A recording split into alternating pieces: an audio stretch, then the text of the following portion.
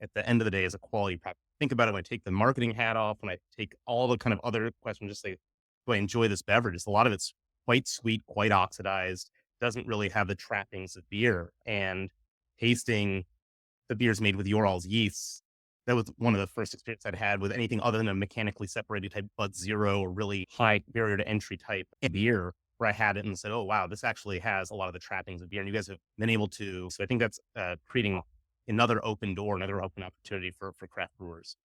Do you guys want to talk about why you think the yeasts are a game changer in some ways, or do you want to? Do you feel like we just hit on some of those key points there?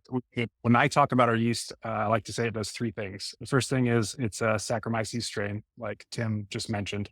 So it does all the normal things that you would expect a Saccharomyces yeast strain to do.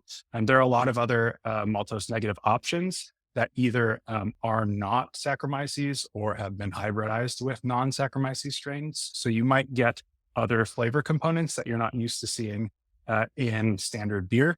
The second thing that we have done, besides eliminating the ability to ferment maltose and maltotriose, is that we increase beer flavors. We're talking about a reduced level of fermentation, which also reduces all of the fermentation flavors and aromas. We've taken sort of the benchmark of normal fermentation and what you would otherwise see, a really large reduction. We've brought those sensory compounds back up to where you would expect to see them. So you get a lot of, as you said, the trappings of normal beer, like you get that.